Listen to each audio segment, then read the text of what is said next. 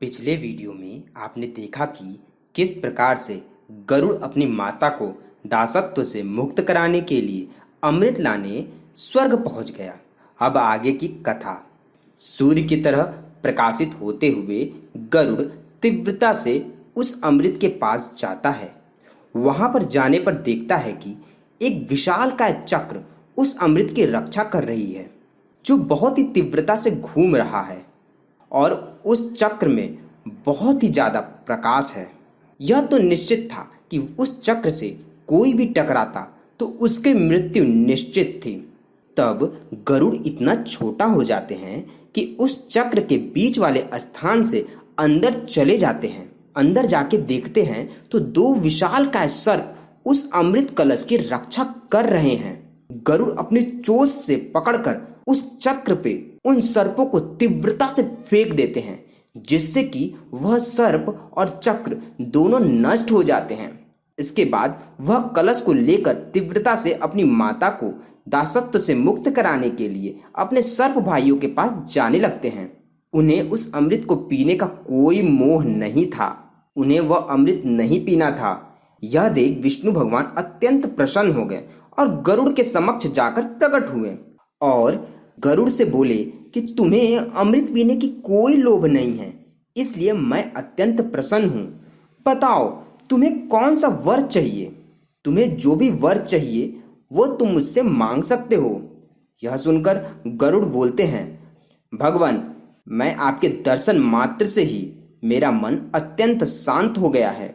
भगवान, आप अगर मुझे कुछ देना चाहते हैं तो आप अपने ध्वज में मुझे रहने का स्थान दीजिए और मैं बिना अमृत पिए ही अजर अमर हो जाऊं। भगवान विष्णु तथास्तु कहते हैं और कहते हैं, जैसा तुम चाहो वैसा ही होगा। तब गरुड़ कहते हैं, भगवान, मैं भी अत्यंत प्रसन्न हूँ। आप भी मुझसे कुछ मांग लीजिए, मैं वह कार्य अवश्य पूरा करूँगा। भगवान विष्णु बोलते हैं कि तुम मेरा वाहन बनो, अगर तुम चाहो तो। गरुड़ अत्यंत प्रसन्न हो जाते हैं और बोलते हैं कि अवश्य भगवान, मुझे इसमें बहुत ही खुशी मिलेगी। उधर स्वर्ग में धूल की वजह से जो उत्पात मची थी वह थोड़ा शांत हो गया था और इंद्र की आंखें धूल की वजह से जो बंद हुई थी वह खुल गई थी।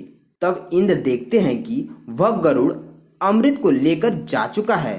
तब इंद्र क्रोध में आकर अपने वज्र से गरुड़ पर प्रहार कर देते हैं। गरुड़ मुस्कुराते हुए बोलते हैं, हे इंद्र, यह वज्र जिसकी हड्डियों से बनी हुई है, उसके सम्मान में मैं अपना एक पंख छोड़ देता हूँ। दोस्तों, आपको बता दें कि यह जो इंद्र का वज्र है वह महर्षि दधीचि की हड्डियों से बना था। इसकी कथा हम आपको कभी बहुत ही विस्तार से सुनाएंगे।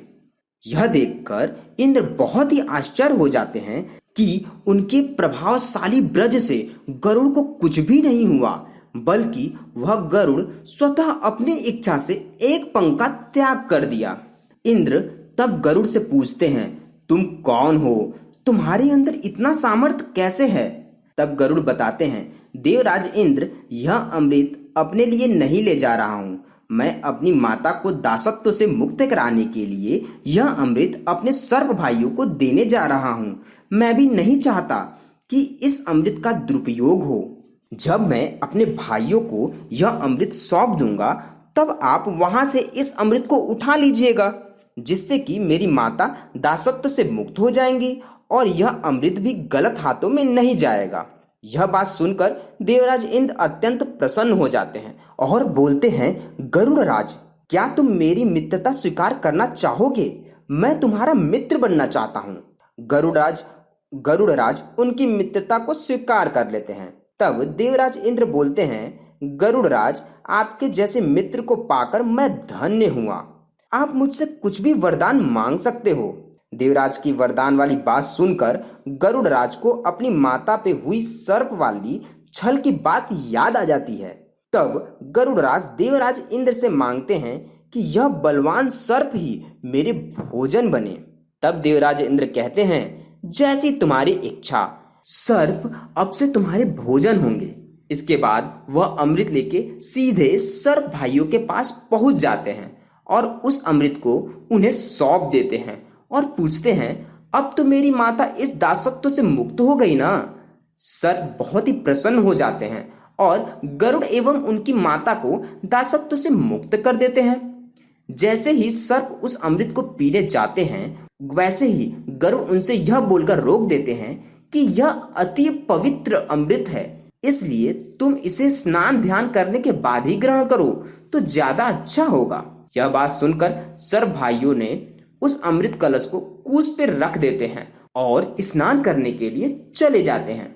इतने देर में देवराज इंद्र उस अमृत कलश को लेकर स्वर्ग में आ जाते हैं। स्नान ध्यान करके जब सर्प भाइयों ने उस अमृत को ग्रहण करने के लिए पहुंचते हैं तो वहां पर वह अमृत न देखकर उन्हें अपने छल की बात का स्मरण हो जाता है कि वह किस प्रकार से छल करके गरुड़ एवं गरुड़ की माता को दासी बना दिए थे और उनके साथ भी ऐसा ही छल हुआ, जिसकी वजह से गरुड़ और गरुड़ की माता दासत्व से मुक्त हो गए।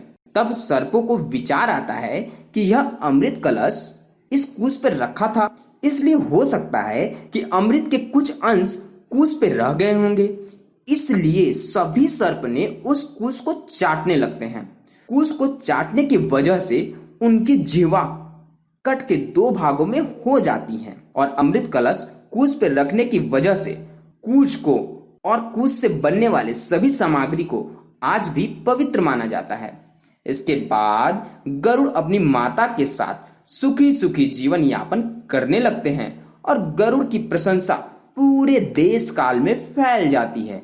इस कथा में इतना ही। अगले कथा में हम जानेंगे कि किस प्रकार से शेषनाग को वरदान मिला। दोस्तों, आपको हमारा वीडियो कैसा लग रहा है? आप हमें अवश्य बताएं। धन्यवाद।